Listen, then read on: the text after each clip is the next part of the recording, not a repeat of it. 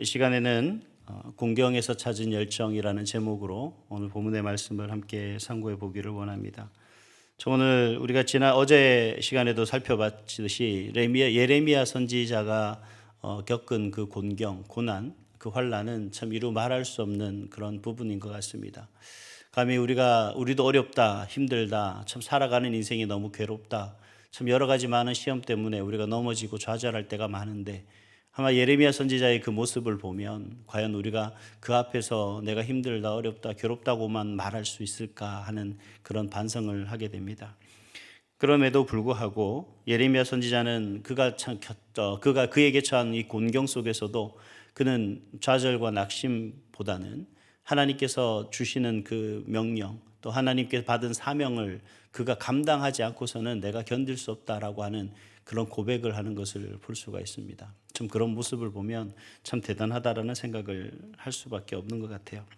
그래서 오늘 시간에는 예레미야 선지자가 어떤 공경에 처했었는지, 그리고 그 공경 속에서 그가 어떤 고백을 하고 있는지, 또 그 예레미야 선지자가 그 어려운 공경과 환난 속에서도 그가 어떤 기준으로 어떤 길을 가고 있는지에 대해서 함께 나누고자 합니다.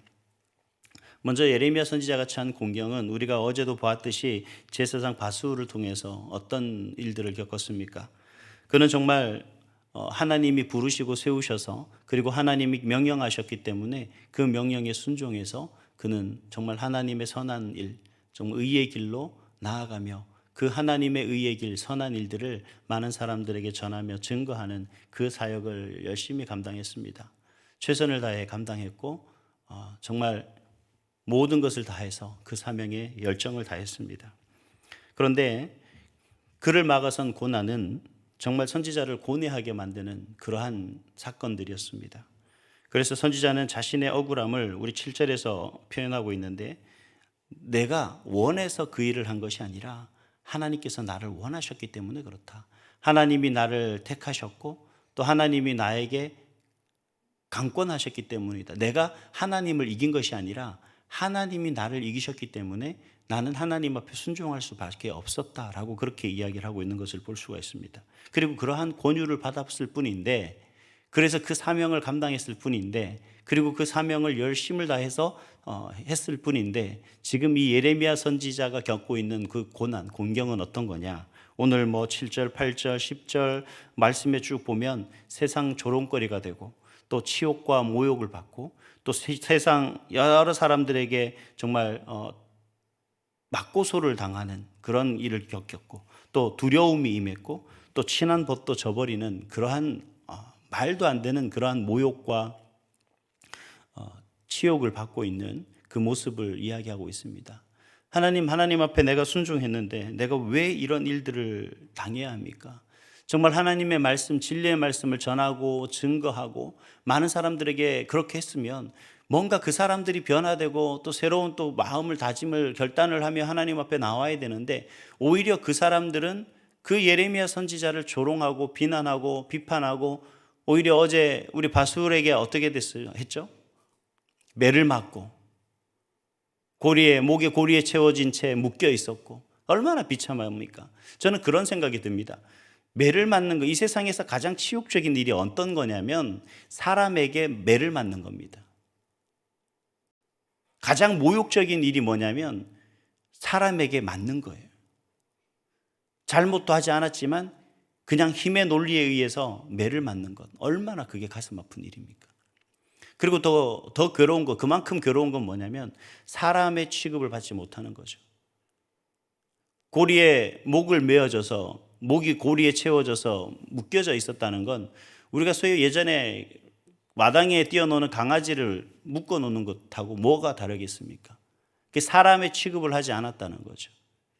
그것도 하나님의 선지자라, 제사장이라고 하는 사람이 하나님의 말씀을 대언하는 선지자에게 그러한 일들을 자행했다는 거죠. 멸시와 무시, 그리고 반박과 조롱, 핍박과 수치, 정말 인간적인 모든, 인격적인 모든 모욕은 다 받고 또 신체적인 고난까지도 다 경험했던 그러한 곤경에 처해 있던 사람이 바로 우리가 알고 있는 예레미야 선지자였습니다. 그리고 어제 살펴본 예레미야 선지자의 모습이었습니다. 근데 놀라운 건 뭐냐면 그러한 육체적 심적 고난을 겪으면서도, 그리고 여전히 내가 정말 하나님의 말씀을 많은 사람들에게 이렇게 전해야 될까, 내 말을 전하고 증거해도 결코 변하지 않는 그들을 향해서 내가 이렇게 해야 될까, 환멸에 가까운 느낌을 받으면서도 그는 감당할 수밖에 없었다라고 고백합니다. 우리 9절 말씀을 한번 같이 읽도록 하겠습니다. 9절입니다. 시작. 내가 다시는 여호와를 선포하지 아니하며 그의 이름으로 말하지 아니하리라 하면 나의 마음이 불붙는 것 같아서 골수에 사무치니 답답하여 견딜 수 없나이다. 내가 아무리 하나님의 말씀을 전하는 데 있어서 여러 가지 박해와 멸시와 모멸과 수치와 그런 반박을 당하고 조롱거리가 된다 해도 내가 멈출 수 없다라는 겁니다.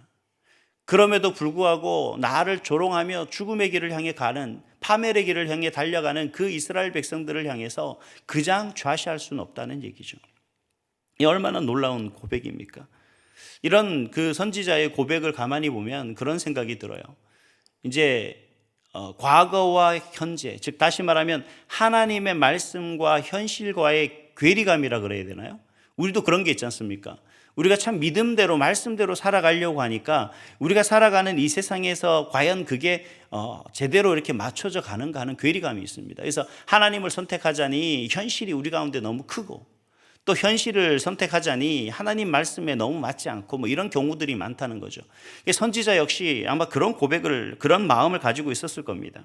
그렇지만 이 괴리 때문에 물론 방황하고, 더군다나 이걸 통해서 그가 고난을 당하고 여러 가지 환난을 당하다 보니, 그리고 온갖 치욕과 조롱거리가 되다 보니 더욱더 그런 괴리감에 빠져 있을 수가 있었습니다만, 분명한 건 뭐냐면 하나님의 뜻, 하나님의 계획을 이루는 일에 있어서 하나님의 역사는 사람의 생각과 사람의 기대대로 이루어가지 않는다는 사실이에요. 인생은 내가 살아가는 내 인생이지만, 내게 주어진 인생이지만 결코 내 인생이라 할지라도 내 마음대로 이루어지는 게 아니라는 거죠. 내 뜻대로 이루어져 가는 인생이 아니라는 겁니다. 그래서 이 예레미야 선지자가 내가 지금 고난을 겪고 여러 가지 환난을 겪고 어려움을 겪고 있는 그 사실들은 맞다.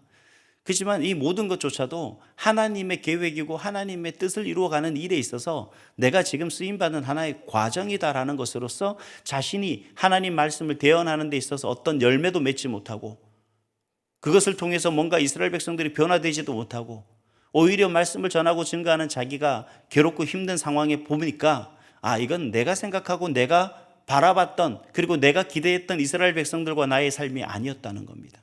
그러니 뭐예요?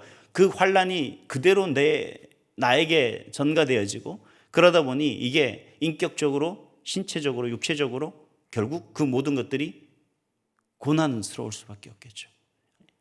우리 생각의 기대 속에서는 그렇게 될 수밖에 없겠다는 거죠. 그래서 그가 이 예레미야 선지자의 고백이 앞에서 말씀드렸던 가운데 있습니다. 9절인 거죠. 이건 내 뜻이 아니라 하나님의 뜻이구나. 내가 지금 하는 이 사명이, 이 일이, 내가 걸어가는 이 길이 나를 위한 길이 아니라 하나님을 위한 길이구나. 하나님의 영광을 위한 길이구나. 지금은 내가 이 가시밭길이지만, 내가 지금은 고난의 길이지만 내가 여기서 좌절하거나 낙심해서는 안 되겠다라고 하는 생각을 하게 된 거죠. 그래서 신약 성경에서도 사도 바울이 그러한 여정을 겪었지 않습니까? 이 구약의 예레미야 선지자의 고난도 이야기한다면 구약의 사도 바울도 만만치는 않습니다. 그 사도 바울이 고린도 교회 성도들에게 뭐라고 권면을 했냐면, 고린도전서 2장 13절과 14절 말씀에 보면 이렇게 말합니다. 우리가 이것을 말하거니와 사람의 지혜가 가르친 말로 아니하고 오직 성령께서 가르치신 것으로 하니 영적인 일은 영적인 것으로 분별하라. 육에 속한 사람은 하나님의 성령의 일들을 받지 아니하나니 이는 그것들이 그에게는 어리석게 보이며 또 그는 그것들을 알 수도 없나니 그러한 일은 영적으로 분별되기 때문이라. 예레미야 선지자의 고난과 곤경은 인간적인 육신의 눈으로 봤을 때는 너무 괴롭고 힘든, 너무 아픈 일입니다. 정말 어떻게 하나님의 선지자로 부름받고 세움받았는데 사람들의 조롱거리가 되고 비난거리가 되고 오히려 고소당하는 일을 겪으며 정말 잊지도 못할 수치를 당하는 그 일들이 합당한 일은 아니겠죠. 여러분, 아무리 돈을 많이 준다 해도 그 일을 여러분 스스럼 없이 하실 분들은 없습니다. 많은 사람들의 손가락질 당하고 비난당하는 그 일을 할 사람은 없다는 거죠.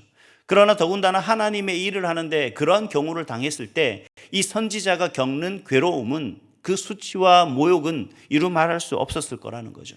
이게 바로 육체적 악목, 육신의 악목으로 바라봤을 때의 우리의 모습이고 현실인 모습입니다. 이걸 없애려면 어떻게 해야 되는 거예요? 이 괴리감을 없애려면 우리가 영적 안목을 넓혀야 되는 거예요. 관점이 바뀌어야 된다는 겁니다. 어떤 관점이 바뀌어야 되느냐? 하나님의 관점에서 우리를 봐야 된다는 거예요. 그랬을 때는 이 영적인 일들이 영적인 것으로 분별될 수가 있다는 겁니다.